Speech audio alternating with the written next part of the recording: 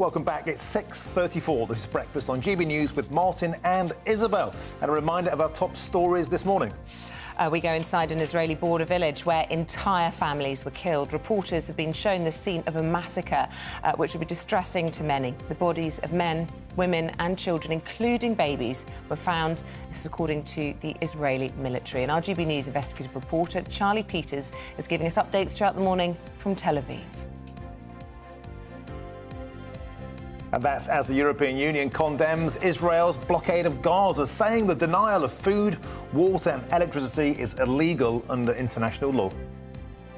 Meanwhile, the Home Secretary is ramping up security across the UK to protect Jewish communities from hate crime.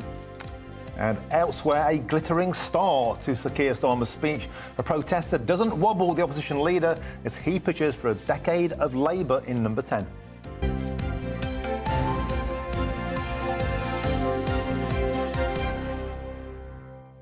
Well, it's our favourite part of the programme. It's Headline Makers, when we go through the newspapers and the things that are going viral online. And we're joined to do that this morning with the journalist and broadcaster Andy Jones and the former editor of the Daily Star, regular columnist and appearer on this channel, Dawn Meeks. And welcome to both of you. Good morning. And unsurprisingly, we start with, day 5 now of harrowing details coming out of this Israel-Hamas conflict, Andy, and well, just reflections really. And I think, to be honest, that the headline for everyone is these babies and the reports of so many children being killed at this particular kibbutz. The death tolls are rapidly approaching 1,000. The news has been absolutely full of parents desperate for news of children, young 20-somethings kidnapped at the music event out in the desert on the Gaza border. They believe 260 revellers were murdered there. Many were hiding in trees or trying to literally bury themselves in the desert to hide, with the sorts of children being having their throats cut in their beds at another kibbutz, where I think another 100 bodies have been found by Israeli forces that are reaching the area. This was not a political act by Hamas. This was not a military act by Hamas. This was a pure act of terror. This was not military objectives. This was killing people who had no defence, who had done nothing to them. And we've seen the position now of Israel. I know Charlie's been talking in detail about the military strikes. Biden has said that Joe Biden, President of America, said we stand with Israel and they will make sure Israel has everything that it needs. It's interesting how the Israeli Defence Force comments in there saying this is not a war now, this is genocide. And one of the colonels, Colonel Richard Hecht, said this is like ISIS and reminiscent of Nazi slaughters. Now, that historical echo, particularly chilling. Of course it is. And I've got a friend in North London, a Jewish, and her little boy. They don't actually support the state of Israel in any way, shape or form, but they happen to be Jewish. And her little boy now, he's 10, and he is terrified to go to school. And I think, that's compared to what is going on and the horrors that is going on, that's a small thing. But it's not a small thing, because this is, Jewish people aren't the state of Israel. Palestinian people aren't Hamas. They're ordinary people. They all want peace. Nobody wants to see children murdered in their beds. And this is what's happening now on both sides, and it's utterly, utterly heartbreaking. I work with a lot of women's groups who support women, in particular in the Middle East. And women in Palestine are now, they're the ones really suffering. Isabel in particular, they are really suffering. And they don't want this. They don't support Hamas. 70% of people in Palestine have never voted. They certainly haven't voted for Hamas. I mean, they haven't had an election in Palestine since 2006. Hamas have been in charge almost as a dictator since then. They have incredibly oppressive modesty laws on women, the typical sort of things you see in sort of the caliphate we've seen in ISIS. And Palestinians will be victims. And this is just pure terrorism. There is nothing more to it than that. And anyone supporting what these people have done is horrific. And what they want, they don't want a peaceful two-state solution. They don't want Israel to exist. They want the same as our ISIS one and as our the Taliban in Afghanistan one.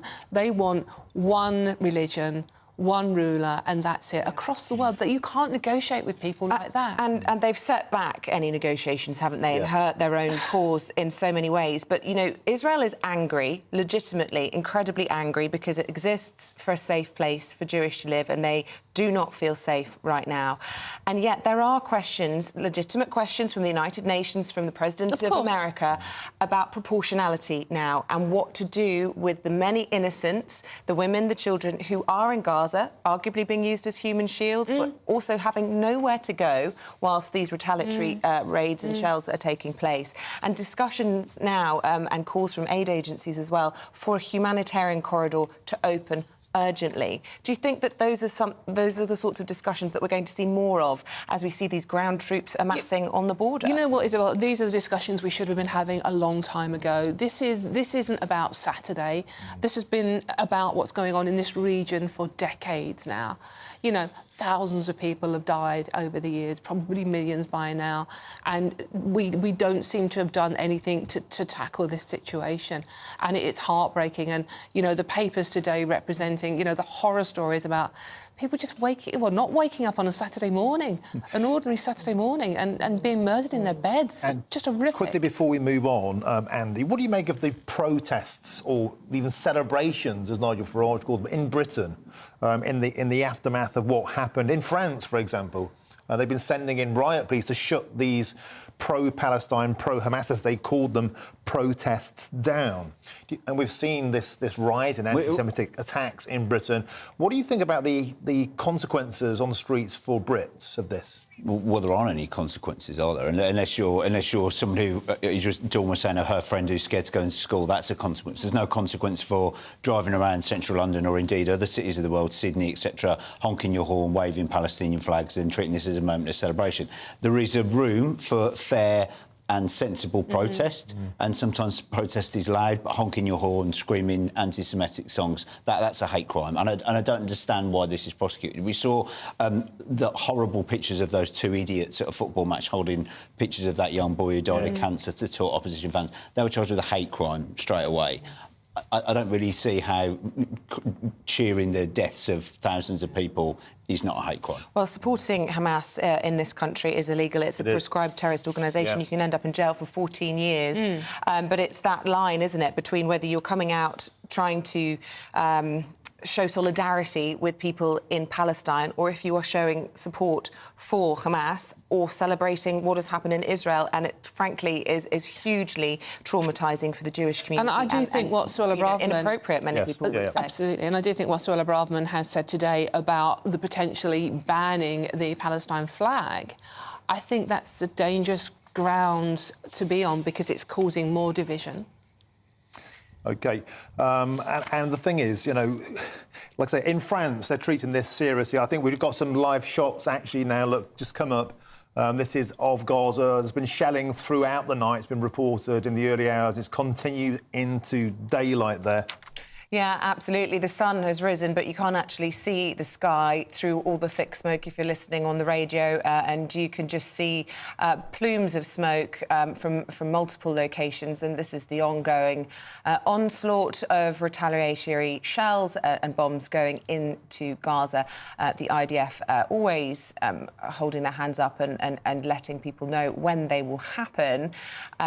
But we're going to move on, because we need to talk about some of the other stories making the news this morning, and then we will be speaking in just a few moments to the Secretary of State for Defence. Should we talk about Holly Willoughby? It seems a bit of a gear change, but funnily enough, my aunt, who you know, she's sort of quite a sensible, serious person, only ever texts me as a news anchor when there's a Phil or Holly scandal. And yesterday I get a message going, "What's the latest? Why is she left?" It is. So people are talking about it. But you know what? I think there's also a distraction thing going on here. You can't cope with the horrors of what's going on in the Middle East at the moment. So something that is distracting, as in Holly Willoughby. And I can't quite get my head round the fact that it was announced live from Israel, by the way. But yeah, she's quit because obviously the kidnap threat to her family. She feels she can no longer have a high-profile position on TV and take her children to school. Difficult. OK, Dawn. And Andy, we'll have more from you, hopefully, after this. We're going to take a quick break, and after that we're talking to the Defence Secretary.